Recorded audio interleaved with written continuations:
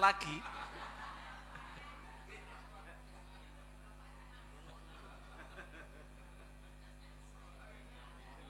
Tujuannya punya anak itu adalah satu, anak dibimbing dengan baik, menjadi anak yang solih solihah, patuh taat kepada Allah, dan jikalau kita di saat nanti menghadapi sakaratul maut, ada anak turun kita yang ngamping-ngamping di telinga kita dengan membacakan Allah, Allah, Allah, Allah, la ilaha illallah. Kenapa? Mangkola la ilaha illallah fi akhir hayati dakhalal jannah. Siapa yang di akhir hidupnya mengucapkan la ilaha illallah, masuk surga.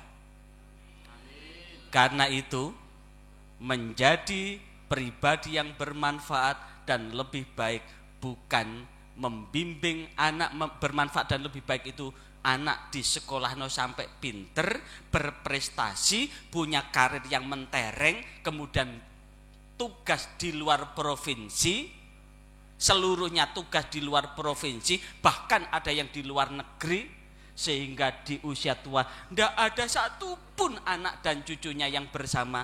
Maka ini adalah kesengsaraan yang sangat nyata. Kesengsaraan yang sangat, karena butuh kita bagaimana anak cucu kita nanti bisa mentalkin kita ketika kita meninggal dunia. Maka bekal yang penting untuk menjadikan pribadi yang bermanfaat itu bukan membimbing, mendidik anak yang pinter, tapi membimbing dan mendidik menjadi anak yang ngerti. Karena anak yang pinter itu minter, dikasih jabatan malah menjual beli jabatan, dikasih uang malah uangnya catatannya dikurangi, dikasih timbangan. Pernah dengar kan ada jual minyak goreng 1 liter atau 1 kilogram, tapi ternyata ditimbang isinya berapa?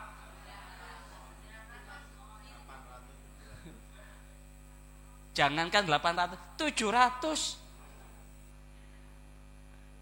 700 mili, 700 gram. Lah, padahal wailul lil mutaffifin, celakalah bagi orang yang mengurangi timbangan. Lah, menjadi anak yang ngerti iku tujuannya supaya iso ngertekna uang, iso ngertekna uang. Lah, inilah yang kemudian apa yang dapat kita ambil dengan semangat berhijrah itu. Bagaimana supaya, apa itu hijrah? Hijrah itu artinya pindah.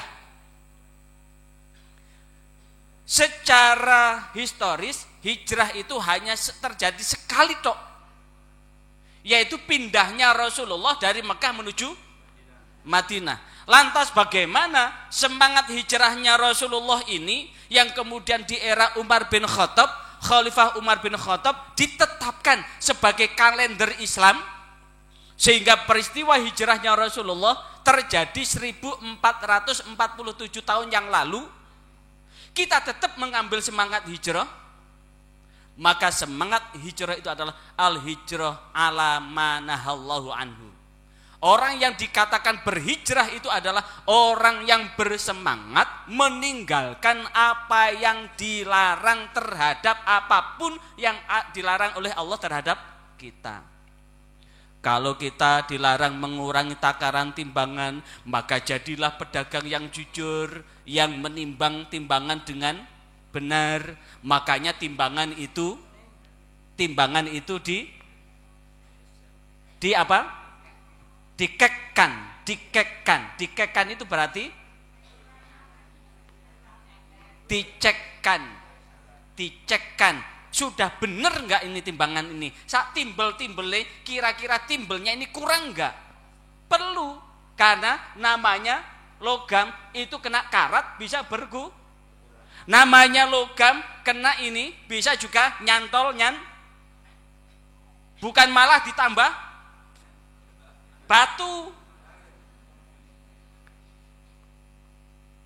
Timbangannya 1 kilo, tapi digandoli batu setengah kilo. Makanya perlu diwaspadai kalau ke pasar, timbelnya itu tetap ada di timbangan. Ada apa? Karena pedagang yang jujur itu adalah timbangan dibebaskan, begitu itu sudah tahu sama loh Pak ya, sama ya Bu ya, baru dimasukkan barangnya. Setelah barangnya dimasukkan, bandulnya baru ditaruh, bukan bandulnya ditaruh di timbangan. Artinya apa? Bahwa semangat berhijrah itu adalah bersemangat meninggalkan segala apapun yang membuat Allah murka. Perlu disadari, kalau ada gambar itu, ada manusia bersayap yang berwarna putih dan ada manusia bertanduk berwarna merah. Ini adalah gambaran makhluk Allah yang menyertai kita kemanapun. Walaupun diruqyah, dia tidak pernah bisa keluar dari tubuh kita. Yang pertama adalah malaikat hafadzoh, malaikat yang menyertai kita, yang kemudian senantiasa bersemayam di hati nurani kita, yang senantiasa mengajak untuk berbuat, yang senantiasa untuk membisikkan yang senantiasa menolak untuk berbuat Tapi ada namanya Korin, jin Korin. Inilah yang kemudian alladzi yuwaswisu fi sudurin nas. Dia senantiasa memberikan was-was ke dada manusia. Dengar azan, Allahu Akbar, Allahu Akbar. Kadang jin Korin sing di dalam dirinya, kadang jin Korin yang ada di sebelahnya. Wis Pak, subuh sek suwe, ayo Pak tanduk. Mumpung durung menisan aduse. Begitu tanduk jam 09.00 lagi tangi. Ada?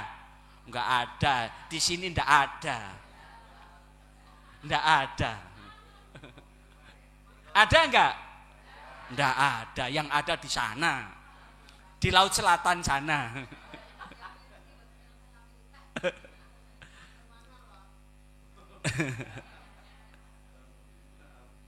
Selalu begitu. Ada lagi, Pak. Lah iya sebelah itu loh Pak, dodolane koyok ngono, mobile koyok ngono, sampeyan koyok ngene, mobile eprek. Mosok sampean gak iso golek sing isin aku Pak. Loh, ngomong isin iku lho, sing ngomong sapa? Jin Korinnya yang selalu mengajak buruk. Setiap saat begitu, dimanapun kita berada, selalu begitu. Bisik-bisik tetangga, bisik-bisik diri, bisik-bisik yang kemudian mengajak untuk. Maka ini termasuk min jumlatil orang-orang yang beruntung yang berkumpul di tempat ini. Yang orang lain masih tidur pulas, panjenengan sudah berangkat ke Masjid Agung. Apalagi panjenengan berangkat dari subuh tadi. Siapa yang bergelap-gelap menuju masjid, maka Allah akan memberikan cahaya yang sempurna pada hari kiamat kelak. Siapa yang tetap di masjid sampai isyraq, kemudian sholat 2 rakaat, maka dia seperti baru pulang haji dan umroh sempurna.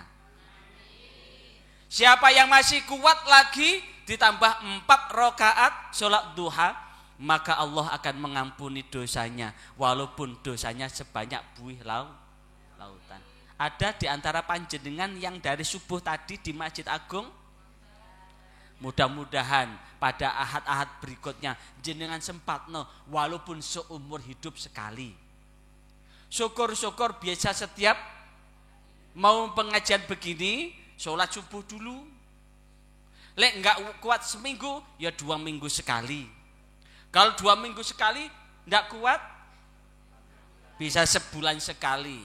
Kalau sebulan sekali, ya yang penting pernah untuk ambil pahala haji dan umroh sempurna. Wong mau berangkat haji, panjenengan sekarang punya uang 25 juta. Antrian untuk Jawa Timur sekitar 34 tahun. Itu pun harus punya uang 25 juta. Habis itu nanti kalau panjenengan waktunya pelunasannya masih butuh uang yang cukup banyak. Apalagi kemarin biayanya untuk Jawa Timur sekitar 94, sekian juta. Dibantu dengan optimalisasi uang, maka masih nambah di atas 30. Belum tentu ke sana juga bisa berangkat. Kadang sudah nyampe sana sakit. Udah baru berangkat di pesawat meninggal. Begitu ada yang baru berangkat loh. Baru berangkat dari rumah, mabuk muntah, minta turun. Begitu minta turun, gak mau melanjutkan, minta naik ojek aja. Nah, nggak usah pakai susah.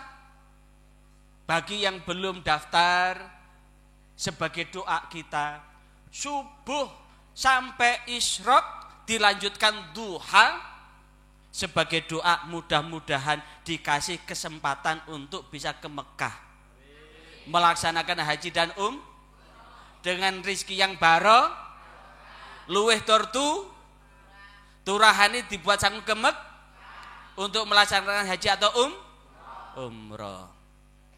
Maka inilah sesungguhnya nikmat yang Allah berikan buat kita. Karena bagaimanapun juga kita hidup, yang ditunggu apa tadi? Apa yang ditunggu tadi? Yang ditunggu adalah mati. Karena yang kita tunggu adalah mati, maka Allah Subhanahu wa taala memberikan bimbingan buat kita di dalam Al-Qur'an surah Al-Isra. A'udzubillahi minasyaitonirrajim. In ahsantum li anfusikum wa in asatum falaha. Jikalau kemudian sesungguhnya jika kamu berbuat baik, maka sungguh kamu berbuat baik untuk diri kamu. Kita berbuat baik kepada orang, walaupun ketika kita sudah berbuat baik pada orang tapi tidak dibalas dengan baik, jangan berbuat baik karena manusia. Karena ketika berbuat karena manusia banyak kecewanya. Niatlah berbuat baik kepada Zat yang maha baik. Siapa yang maha baik itu? Siapa yang maha baik itu? Allahumma shalli ala Muhammad. Allahumma shalli ala Muhammad. Siapakah Zat yang maha baik itu? Allah. Maka gantungkan kebaikan itu kepada Allah. Gantungkan kebaikan itu kepada Allah. Kepada Allah. Maka ahsantum li anfusikum. Kebaikan itu akan kembali kepada diri kita. Karena Allah lah yang membalas kebaikan itu. Walaupun secara lahir kita tidak dibalas dengan kebaikan oleh orang lain, tidak apa-apa. Ibarat kita pegawai, jadilah pegawai yang baik. Bila perlu, raih sampai menjadi pegawai teladan. Urusan dikasih promosi jabatan, urusan lain. Urusan kita dilihat manusia, urusan lain. Tapi niatkan bahwa apapun yang kita lakukan adalah hanya semata-mata mengharap ridha Allah. Wa in asatum falaha.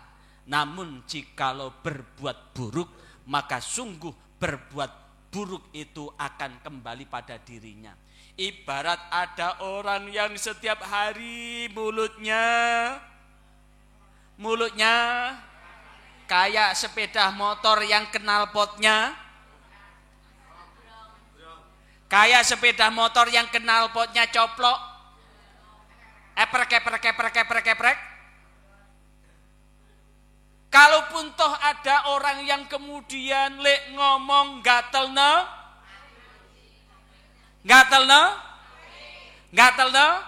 ati manasno medesno ndak apa-apa, wong ngomong iku ora kulaan, ora usah dituku. Lek ana wong ngomong gak enak, gak usah dituku. Anggep ae radio legrek. Bapak-bapak, kira-kira kiat mboten jenengan? Misale, Pak, budal kerja mulai isuk sampai maghrib gak entuk duit blas, gak gablek duit blas. Mangkel mboten? Mangkel. Lek iso ojo, iku jenenge KDRT. Engko lek dilaporno ada Bu. Ini kemarin kisah nyata. Ada orang pinjam sertifikat. Dadaan sertifikat digadekno. Sertifikat digadekno. Dijadikan agunan di bank. Habis itu ada tagihan pulang, akhirnya yang punya sertifikat itu marah, sing gadekno sertifikat dikaplok. Ternyata pertanyaannya, sing mlebu penjara sing duwe sertifikat apa sing mlebu penjara sing gadekno sertifikat apa sing duwe sertifikat? Sing duwe. Akhirnya meninggal. Sampai meninggal mikir sertifikate gak balik, lan mikir ngenes nang nggone jero penjara. Mangkane lek ana wong ngomong sengak, ngomong gak enak, jarno sing waras ngalah. Anggepen setan berwujud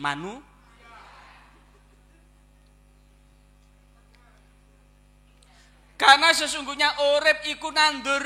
Wong sing nandur apik bakal ngunduh wong sing nandur elek bakal ngunduh elek. Apapun yang terjadi begitu. Itu sudah sunatullah, sudah Allah tegaskan demikian. Karena itulah bagaimana supaya kita ini hidup bahagia. Allah sendiri membimbing kita lewat firman-Nya di dalam Al-Qur'an surah An-Nahl. A'udzubillahi minasyaitonirrajim. Man 'amila shalihan min dzakarin aw untha wa huwa mu'minun falanuhyiyannahu hayatan thayyibah. Man sapane wong amila kang agawe sapa wong sholihan ing amalan kang apik min dzakarin saking wong lanang au unsa utawa wong wadon wa huwa hale utawi wong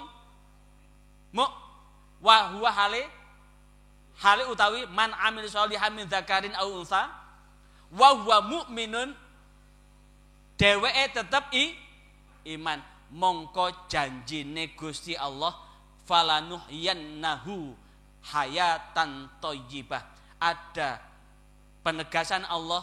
Yang pertama adalah lam taukid, yang kedua adalah nun taukid.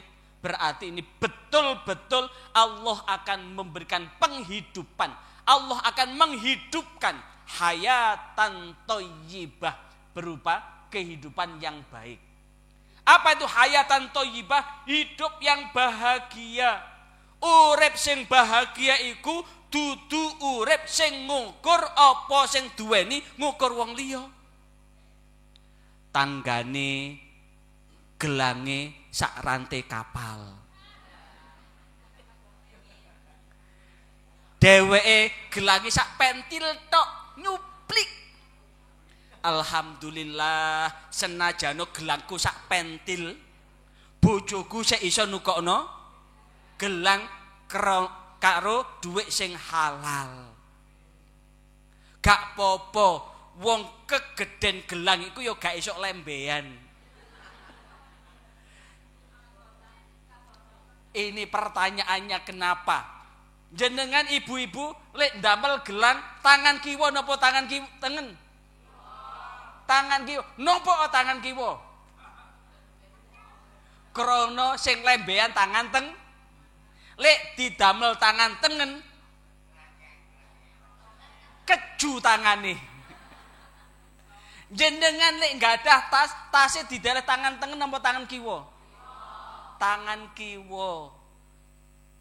Krana napa? Napa malih HP warna 3. Diteleh tas, ditambah mukena, ditambah bedak. Lek didamel tangan tengen boten saged lembean. Di samping ngoten supaya gelange didelok. Gelange mulai tangan sampai sikut didelok. Lho, gelangku kaya wong. Makanya kemarin ada salah satu tradisi di suku di Indonesia ini, begitu pulang dari Mekah langsung ini emas semua, begitu kena bea cukai berapa ratus juta itu. Akhirnya apa? Pengakuannya ini adalah emas imitasi. Urip iku lek kepengin didelok wong dadine ora apik. Didelok iku jenenge disawang. Wong lek uripe tansah kepengin didelok wong, berarti wong iku kepengin disawang wong. Padahal sawang iku lek nemplek ngregeti omah.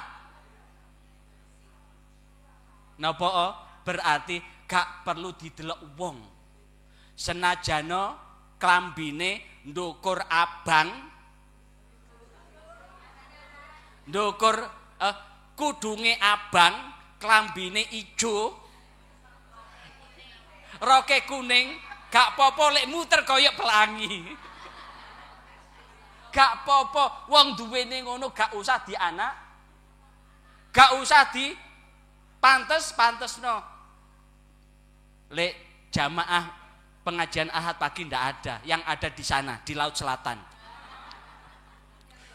Lek entuk seragam manten ijo, golek kudung sing werna ijo, golek ngiceran werna ijo, golek sandal werna, golek tas werna, golek wedak werna. Akhirnya koyo lontong. Kayak lontong. Ndak popo gak didelok wong. Sing penting Gusti Allah ridho. Sing penting urip selamat. Walana jazanahum ajarahum bi ahsani ma kan ya'malun. Dan sungguh itu adalah pahala yang diberikan kepada mereka yang beriman dengan pahala yang lebih baik sebagai sebab terhadap apa yang telah mereka lakukan. Yakinlah pira suwene urip wonten donya menika. Urip nok donya mok sedilu tok. Sing penting urip selamat. Lah, apa yang disebut dengan kehidupan yang lebih baik? Falanuhyannau hayatan thayyibah. Ternyata wonten tafsir Al-Qurtubi, wong urip sing seneng slamet bahagia itu ternyata annahu rizqul halal. Menghiasi keluarganya, menghiasi hidupnya dengan rizki yang halal. Gak popo pakne sampean entuk sakmene, sing penting halal. Syukur-syukur meneh entuk akeh halal. Rizki sing nomor kalih napa? Qanaah. Napa qanaah niku? nrimo apa sing di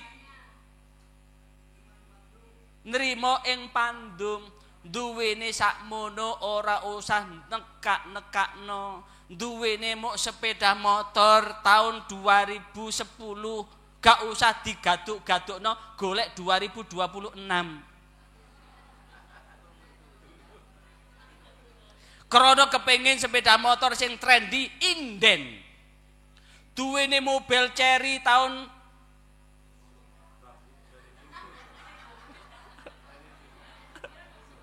Cherry tahun pinten? Cherry tahun 94 gak usah ngeduk-ngedukno golek Cherry sing iso mlaku dhewe. Ada mobil Cina namanya Cherry Rush. Cherry Rush itu cukup Cherry nyalakan mesin. Cherry silahkan jalan, aku mau tidur. Ini mobil Cina terbaru. Karena kebetulan ada saudara yang inden mobil itu. Jadi ditinggal ke Mekah, cukup pakai HP, Cherry nyalakan mesin 1 menit. Langsung bisa dinyalakan dari Mekah. Nggak apa-apa, adanya itu. Nggak usah geduk, dilewangi kreditan. Sampai gajine dientekno. Lek gajine entek, ki nyaur kreditan kira-kira mangan pakai apa? Inilah yang kemudian bikin mata gelap. Karena itu supaya bahagia selamat dunia akhirat qanaah. Onone iku ya iku. Cukupe ge tuku tempe ya cukup tempe, gak cukup tuku tempe iwake uyah.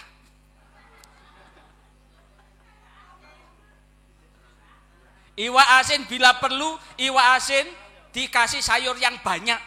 Dimakan sayurnya tok, besok dimasak lagi. Enggak popo yang penting sehat. Yang ketiga, apa hidup bahagia itu? Taufiquhu ila ta'ah. Terbimbing untuk melaksanakan perintah Allah dan menjauhi larangan Allah.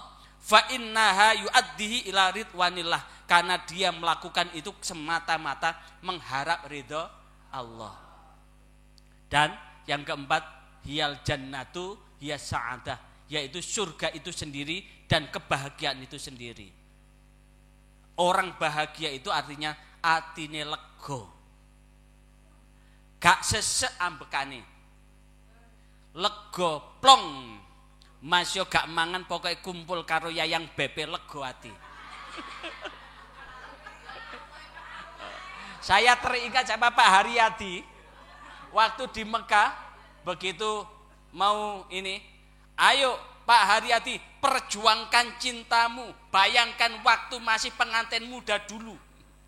Alhamdulillah, Masya Allah, saya iri banget. Berdua 7 putaran sampai selesai itu. Padahal umroh yang pertama itu minta didorong nggih. Minta didorong.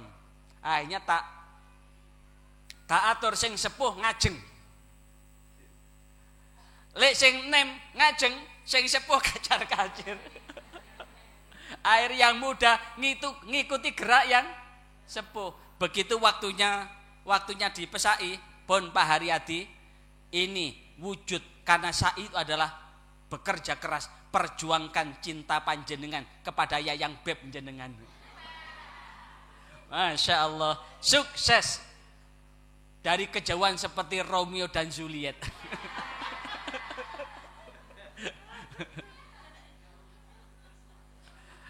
Yang kelima, halawatut ta'ah, merasakan nikmatnya taat kepada Allah.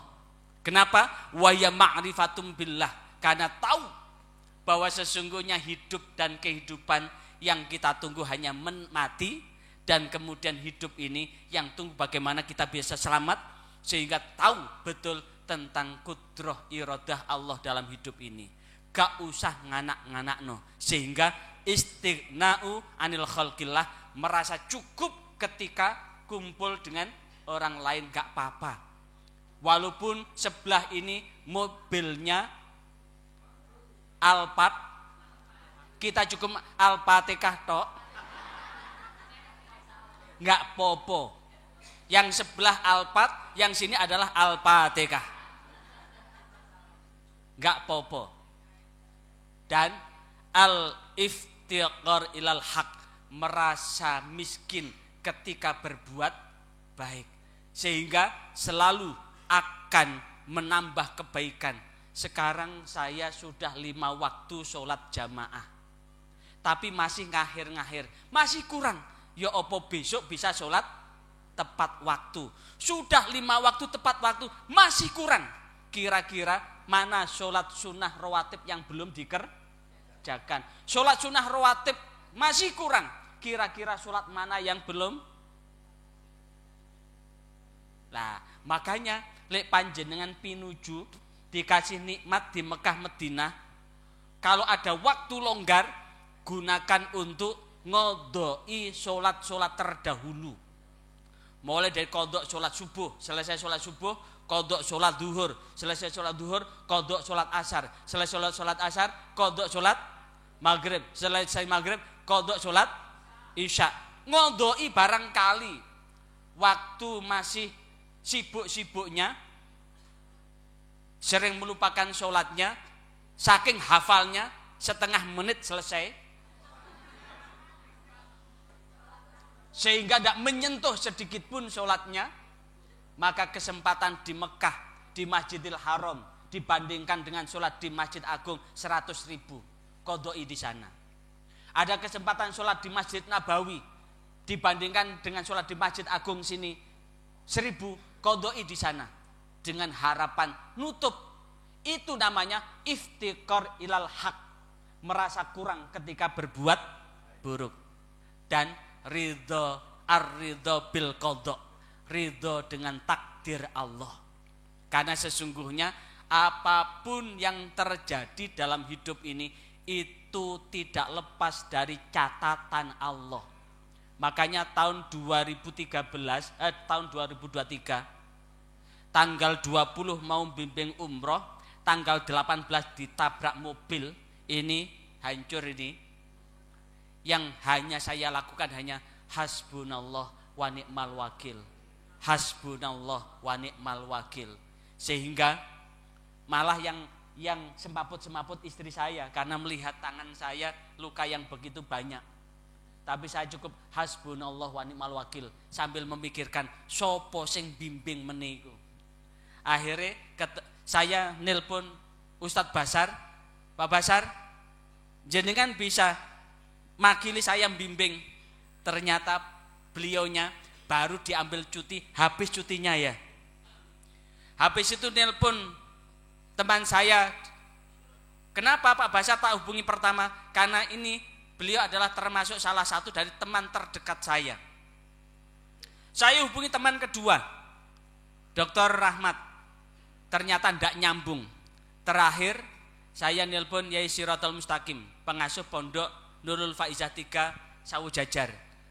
Begitu nyambung, Yai, ini besok lusa tanggal 20 jenengan bisa enggak gantikan saya bimbing umroh? Siap. Langsung berangkat, kemudian melengkapi surat menyurat, H-1 visa turun, dan akhirnya saya hanya mantau dari jauh. Jadi posisi ada di mana video call. Jadi saya sambil terbaring di rumah sakit itu video call, posisi di mana. Yai Sirat pun lapor ketika sudah nyampe, langsung video call.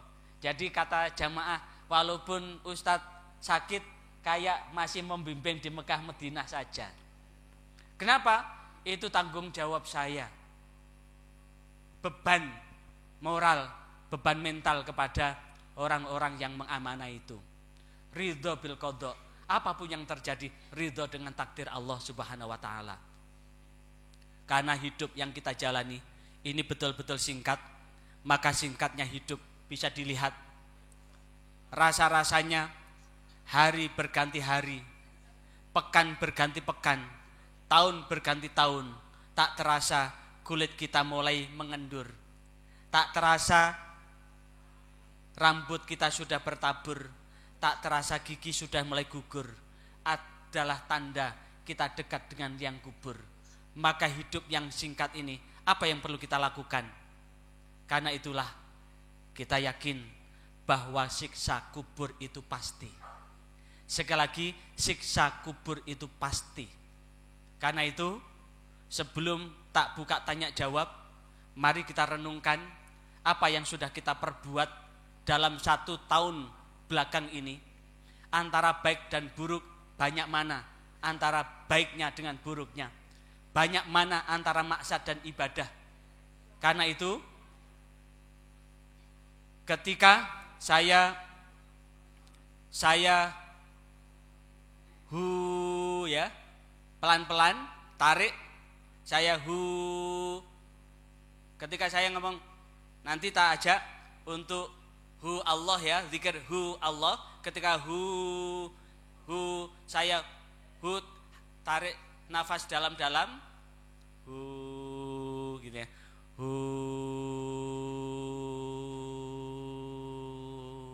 Allah,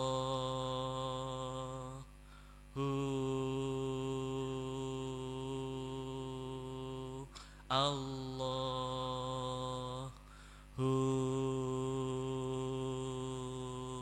Allah. Pelan-pelan pejamkan mata. Kenapa?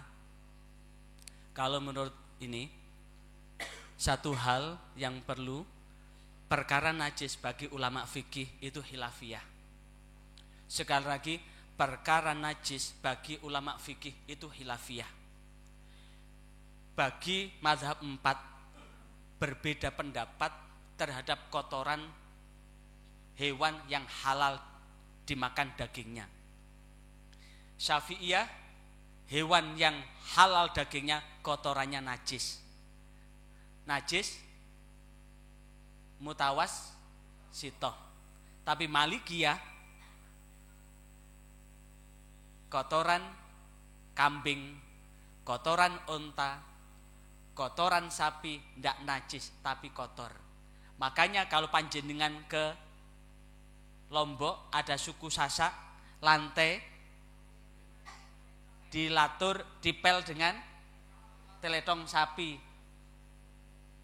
gedek dilabur teletong sapi dan sebagainya. Karena menurut ulama ini kotoran hewan yang halal itu ndak najis tapi kotor, karena namanya kotor. Tapi ulama tasawuf tidak ada bedanya, najis itu sama, yaitu najisnya jiwa. Najisnya jiwa inilah yang kemudian menjadikan hati nurani kita ini, kotor. Najis apa? Najis berprasangka suudzon, kemana-mana curiga terus. Najis ujub, sombong. Najis riya, seneng pamer. Najis dengki, hasud, bahkan alaika iyakum wal hasada, hati-hati kalian dengan hasud. Fa inal hasada, karena hasud itu yakulul hasanat, akan menghancurkan kebaikan, kama takulun narul hatoba, seperti api yang menghancurkan kayu. Najisnya mengumpat kata-kata yang menyakitkan, najis dendam dan najis hubbud dunya, hingga menggelapkan mata hati kita. Kayaknya setiap hari tidak pernah meninggalkan sholat, tapi sholatnya tidak bisa mencegah dari perbuatan keji dan mungkar. Kayaknya tidak pernah meninggalkan ibadah, tapi ternyata sholat hanya ibadah, tapi ngecok tetap sebagai pekerjaan. Apa ngecok itu? Mencuri. Kenapa? Karena tidak sampai Mari kita bersihkan. Sekali lagi, kita bersihkan najisnya jiwa ini dengan zikir. Dan Allah itu nanti jatuhkan di dada, di latoif ya. Allah itu nanti jatuhkan di latoif. jatuhkan di lataif. Bayangkan sifat-sifat hasud, iri dan dengki kita. Sekali lagi, bayangkan sifat-sifat hasud, iri dan dengki kita. Keluarkan. Kita ruqyah, kita himpit seperti ada nyamuk, kita gencet. Ini biar keluar sifat hasud-hasud kita. Mulai duduk yang jenengan duduk yang manis, terserah panjenengan. Yang penting panjenengan selama kita berdoa ini tidak geringgingan. Mau selonjor silahkan. Mulai, nggih.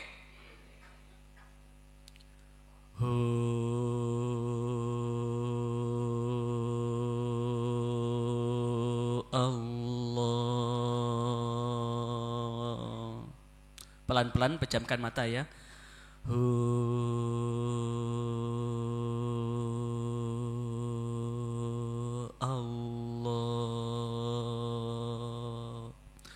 Tarik nafas, Allah keluarkan nafas, pelan-pelan pejamkan mata.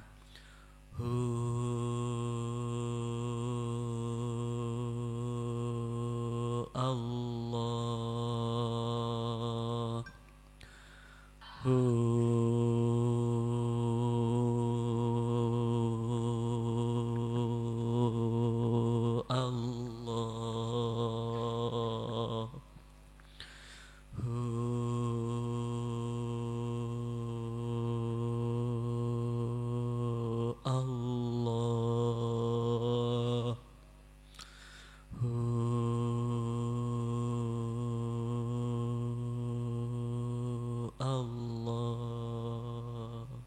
Tetap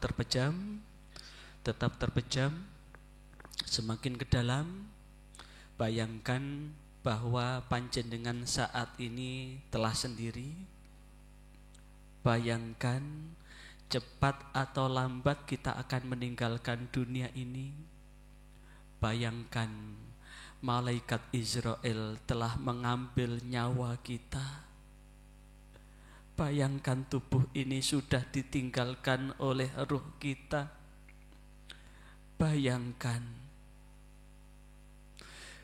sanak kerabat kita telah memandikan kita, mensucikan kita. Bayangkan kita dikasih kain kafan.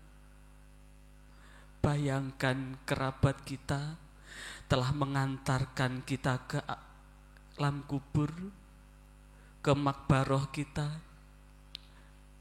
Bayangkan semakin dalam kita sudah berada di liang lahat. Salah satu dari tetangga kita, anak kita, mengazani dan mengikomai kita.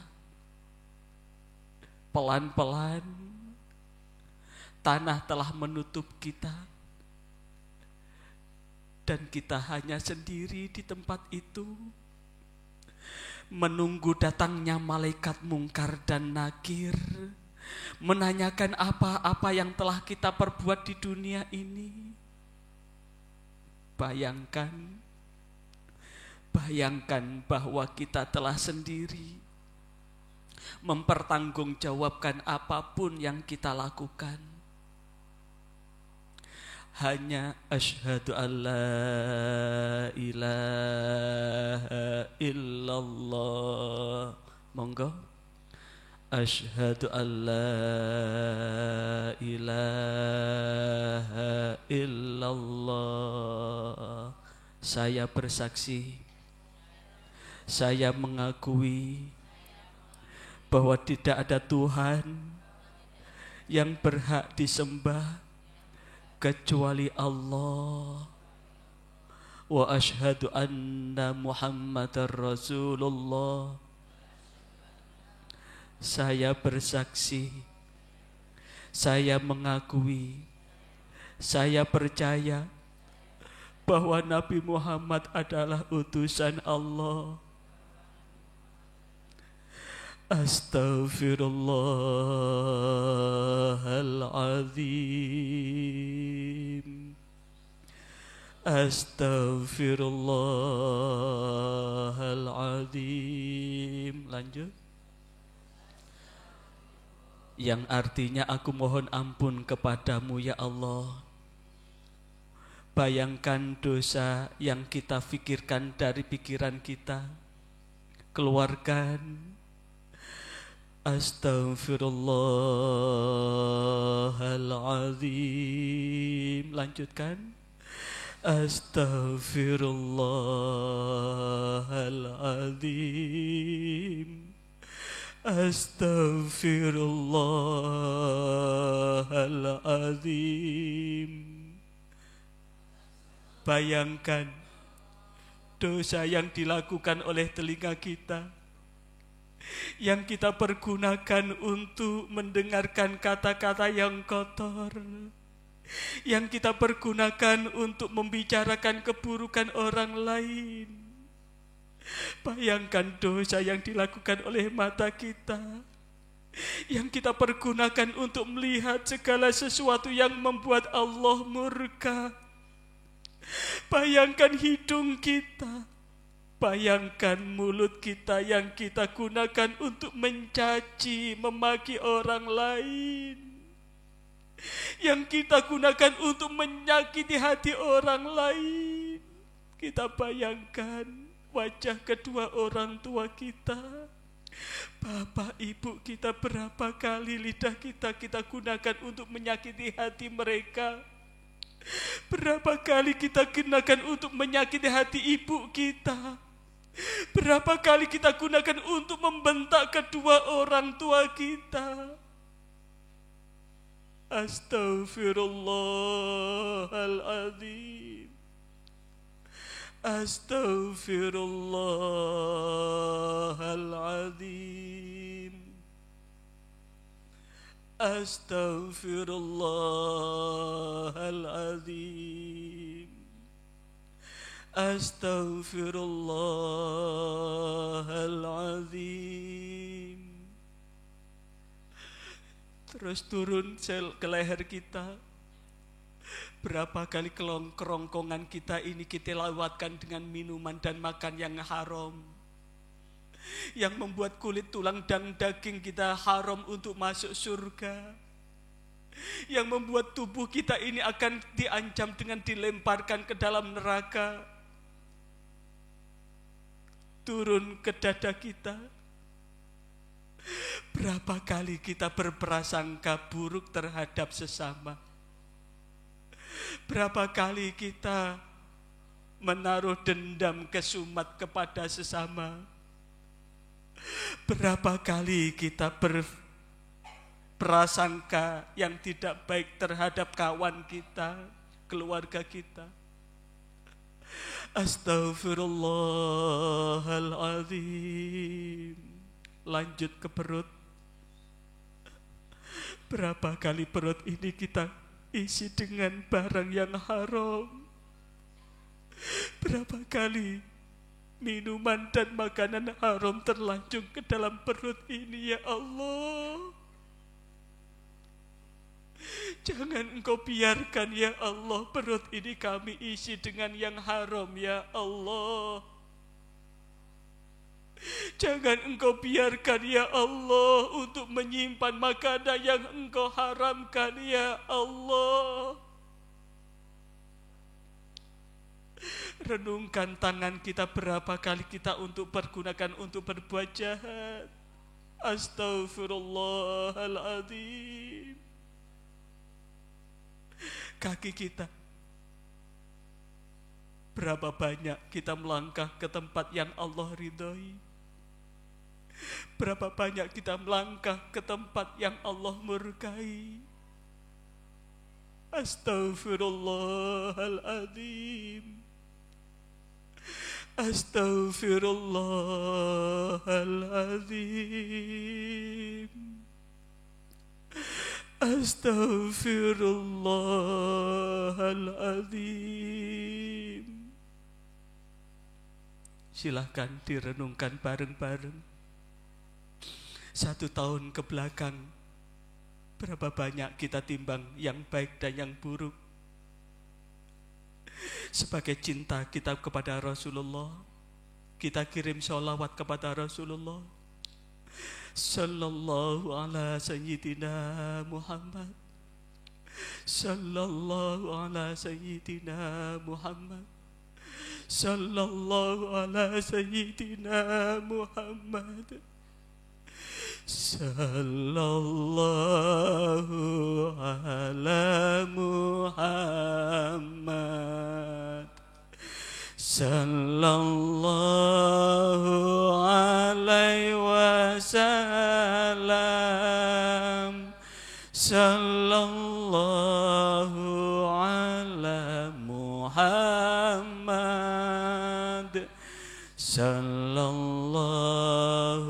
alaihi wasallam.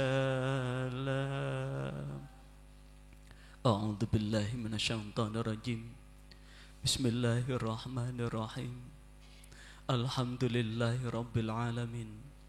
Allahumma salli wa sallim wa barik ala sayyidina Muhammad bi rahmatika ya arhamar rahimin.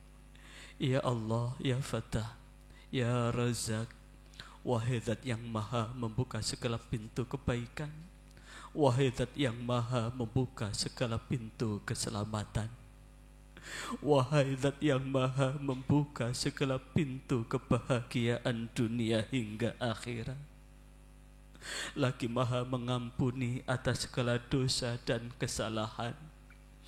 Izinkanlah kami di tempat ini bersimpuh, bermunajat, memohon pinta kehadirat-Mu ya Allah. Mohon ampun terhadap kesalahan dan dosa yang terlanjur kami lakukan ya Allah. Mohon ampun segala kealpaan dan kelalaian yang terlanjur kami perbuat ya Allah. Bimbinglah langkah kaki kami, detakkan jantung kami, desahkan nafas kami, untuk senantiasa ingat kepadamu ya Allah. Untuk senantiasa ingat bahwa sesungguhnya kehidupan kami ada batas akhirnya ya Allah. Cepat atau lambat kami akan meninggalkan dunia ini ya Allah. Karena itulah ya Allah, berilah kami kehidupan dengan akhir yang husnul khotimah. Bila kami salah, berilah rizki untuk mampu bertobat sebelum datang ajal menjemput ya Allah. Dan mantapkan hati kami ya Allah dengan iman sampai dunia hingga akhirat. Ya Allah, bimbinglah istri kami, anak kami laki-laki maupun perempuan, keturunan kami ya Allah, untuk senantiasa berada di jalan yang Engkau ridhoi ya Allah. Bila mana di antara kami ada yang digoda oleh anak-anaknya ya Allah, maka berilah hidayah dan taufik pada anak-anak kami ya Allah, agar anak-anak kami tetap berada di jalan yang Engkau ridhai. Waqdi hajatina ya Allah, waqdi hajatina ya Allah. Silahkan sebutkan hajat panjenengan.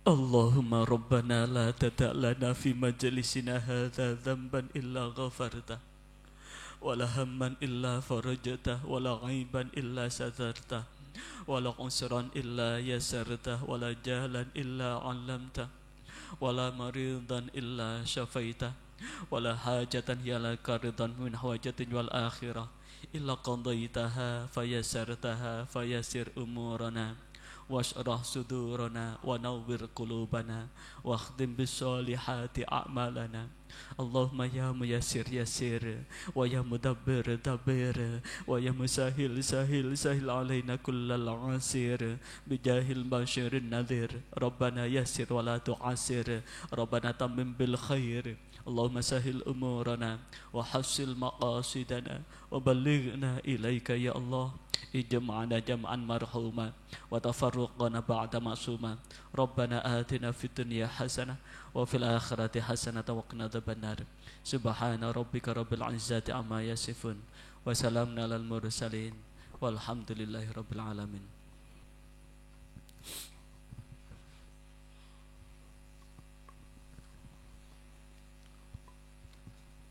Coba dilihat ke layar nggih, bahwa najisnya hati jikalau sudah gelap seperti ini, seberapa banyak nasihat akan masuk telinga kanan, telinga kiri. Seberapapun banyak tanda kebesaran Allah, maka seakan-akan mata gelap. Karena itu di dalam Al-Quran Allah menegaskan walaqad dzara'na li jahannam katsiran minal jinni wal ins. Sungguh kami sediakan penghuni neraka jahanam kebanyakan dari jin dan manusia yang apa? Lahum qulubul la yafqahuna biha. Dikasih hati namun hatinya tertutup, tidak mau memahami. Lahum adzanul la yasma'una biha. Dikasih telinga tapi tuli. Walahum a'yunul la yubsiruna biha. Dikasih mata namun buta. Itulah yang disebut dengan ulaika kal an'am bal hum adall. Mereka seperti binatang ternak, bahkan lebih hina daripada itu. Maka caranya apa? Zikir, banyak istighfar, maka akan kembali bersih. Dari hubud dunya, dari gila dunia kita hilangkan. Buat apa harta yang banyak? Toh semakin banyak harta akan semakin rumit untuk mempertanggungjawabkan. Jangankan yang halal, haram, yang halal pun akan ditanya. Ibarat ada dua orang bawa uang ke supermarket, yang satu tidak bawa uang, yang belanja banyak itu keluarnya lebih lama. Makanya satu ketika Rasulullah nyampaikan kepada Abdurrahman bin Auf bahwa sampean masuknya surga paling belakang. Karena apa? Saking banyaknya harta itu halal, apalagi yang haram. Maka gila dunia kita hilangkan. Apapun kesalahan yang diperbuat oleh orang lain, tidak usah dendam, karena dendam itu akan menggelapkan mata. Kata-kata yang kotor, suka mengumpat, menyakiti, hilangkan. Setelah hilang, putih lagi. Hasud, dengki, hilangkan. Riak, suka pamer, hilangkan. Bangga diri, sombong, gumbede, hilangkan. Suka berprasangka, hilangkan. Maka akan kembali. Inilah yang kemudian yang digambarkan oleh Imam Ghazali seperti kaca, akan bisa digunakan untuk bercermin. Tapi bisa dibayangkan kaca yang penuh dengan arang, dengan debu, maka kaca sudah gelap. Kiranya ini masih ada 5 menit, barangkali ada yang ditanyakan. Monggo Bapak Ibu, ada yang ditanyakan? Monggo Bapak. Waktu hanya 5 menit tersisa. Monggo. Assalamualaikum warahmatullahi wabarakatuh. Nami kula perkenalkan kula Bapak Malik Azhari saking Ronggo. Kula tangklet menawi salat qodok wonten Mekah napa wonten Madinah niku napa dihitung berkali-kali napa namung pahalane tetep setunggal ngoten napa pripun? Ngapunten sampun ngoten mawon, matur suwun. Assalamualaikum warahmatullahi wabarakatuh. Pertanyaan yang sangat bagus. Qadha itu artinya adalah sholat yang dilakukan di luar waktunya. Karena sifatnya qadha, maka bisa dilakukan setiap saat. Kalau bapak-bapak berkesempatan ke Raudhah itu untuk kita biasanya dikasih habis asar. Kalau ibu-ibu biasanya habis sholat subuh. Kalau ibu-ibu bisa masuk raudhah sholat duha. Tapi kalau bapak-bapak habis asar, padahal sholat sesudah asar tidak ada sholat, maka jamaah saya bimbing niati sholat qadha biar bisa berlama-lama. Yang pertama sholat tahiyatul masjid, karena habis walaupun habis sholat asar, kalau masuk masjid itu tetap boleh sholat sunnah, tetap boleh sholat sunnah. Habis itu qadha sholat subuh, qadha sholat zuhur, qadha sholat asar, qadha sholat maghrib, qadha sholat subuh, sholat isya. Syukur-syukur 5 waktu bisa mengqadai. Maka setiap kali sholat itu, kalau kembali kepada yang dijanjikan Rasulullah, siapa yang sholat di masjidku pahalanya 1000 kali dibandingkan sholat di luar masjidku. Kalau sholat di Masjidil Haram, kecuali Masjidil Haram, Rasulullah sendiri, siapa yang sholat di masjid kecuali Masjidil Haram sama dengan sholat 1000 kali, sama dengan sholat 1000 kali di. Dan siapa sholat subuh, sholat di Masjidil Haram sama dengan 100.000. Maka setiap kali sholat itu maka pahalanya 1000 itu. Kalau sudah selesai lanjut lagi, sampai sak pegele wis. Qadha ana sak pegele. Ini nasihat dari Yai Qayyum, muassis Pondok Pesantren Ulwatul Wusqa. Beliau termasuk salah satu mursyid thariqah. Jadi ngasih nasihat kepada santri-santrinya, kalau berkesempatan ke Mekah maupun Madinah, ya daripada ngobrol ngalor ngidul, masih ada waktu dan sekiranya fisik masih kuat, gunakan untuk memperbanyak mengqadha sholat-sholat terdahulu. Lah kalau sholat qadha itu tidak dibatasi dengan waktu. Biasanya ini kalau jamaah ke raudhah tak ajak itu supaya bisa sholat, karena sholat tidak boleh ada sholat setelah sholat asar kan tidak ada boleh sholat, setelah sholat subuh kan tidak boleh ada sholat. Yang lain? Sampun. Ji, monggo. Mriki Bapak, ji, enggak sampean. Ji, mboten. Bismillahirrahmanirrahim. Assalamualaikum warahmatullahi wabarakatuh. Terkait tadi tema kita hijrah, bahwa nanti ketika kita meninggal, pertanyaan pertama nanti adalah bab sholat. Sehingga ada beberapa hadis bahwa kalau sholat itu baik, maka semua dianggap baik oleh Allah. Kemudian kita sangkutkan dengan hijrah ini, Yai.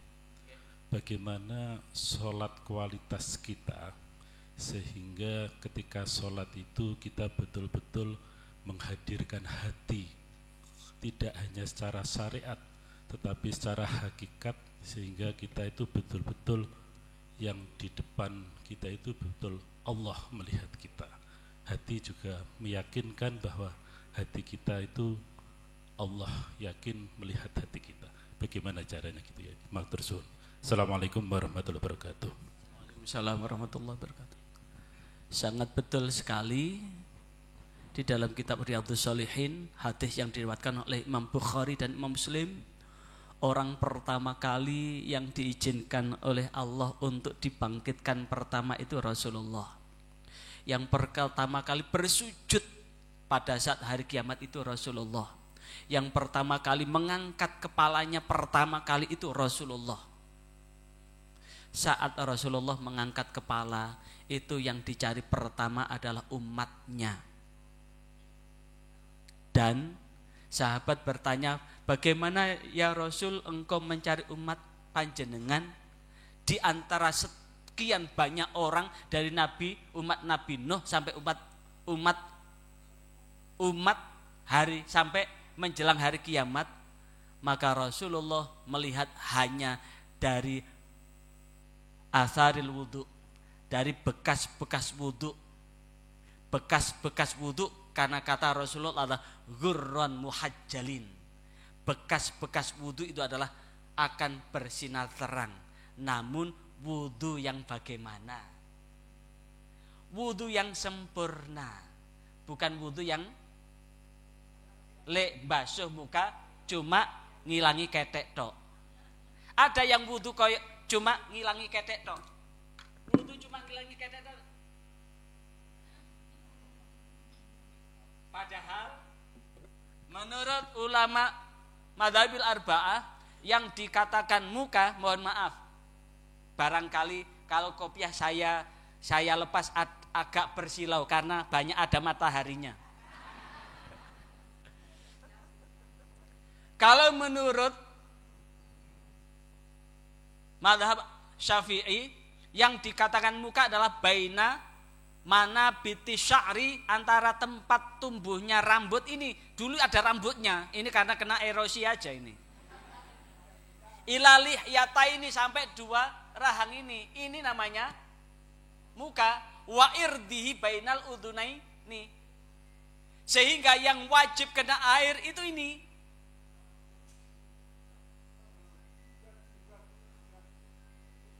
Makanya yang punya jenggot ini dicukur ini. Apalagi jenggotnya hanya 5 helai. Di sana yang ini karena bawah ini bukan muka ini. Ini namanya masuk leher ini. Janggut ini masuk leher. Makanya ini Tapi menurut Imam Hanafi, muka itu termasuk ini. Ini muka ini. Jadi kulit halus di bawah telinga, ini muka. Ini termasuk muka. Kalau basuh muka ini kena ini kena ini. Kalau untuk tangan tidak ada bedanya. Kalau untuk kepala sekarang, kalau menurut Imam Syafi'i dan ulama-ulama yang mengikuti Imam Syafi'i,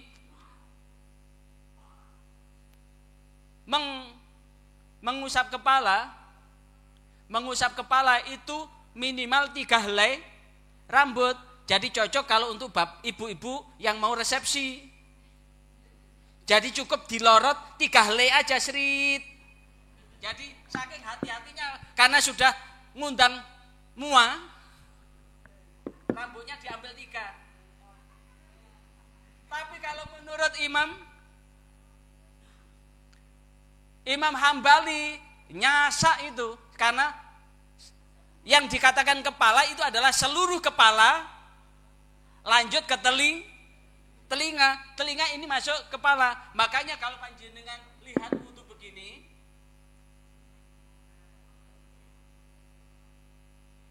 ini mazhab Hambali. Kalau menurut Imam Hanafi, sepertiga paling tidak selebar plek sampai sekian. Kalau menurut mazhab Maliki sampai belakang, seluruh kepala. Makanya ini hurun muhajjalin itu adalah wudu yang bagaimana yang wudunya nggak sempurna, ibarat bikin tangganya pincang, dibuat naik ke genting ya jatuh. Sholat pun begitu. Kenapa orang sholat 5 waktu, wayai jahat tetap jahat, tidak bisa mencegah perbuatan keji dan mungkar karena tidak memahami sholat, tidak menjiwai sholat itu. Karena bagaimanapun juga sholat yang diawal dengan takbiratul ihram, diakhiri dengan salam, antara takbir dan salam ini adalah wujud komunikasi kita kepada Allah. Wujud komunikasi kepada Allah itu, sholat itu sebetulnya untuk dandani hati. Dandani hati, hasud diilangi, sing riak seneng pamer diilangi dengan Allahu Akbar. Apa arti Allahu Akbar itu? Allah maha besar. Kalau Allah maha besar berarti nggak ono sing kena disombongno.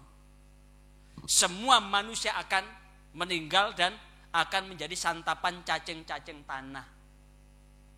Khusus untuk orang yang istimewa aja cacing nggak mau. Orang yang thariqah itu tubuhnya masih utuh, hanya kisut tok. hanya kisut tok. Orang yang sudah mencapai tangga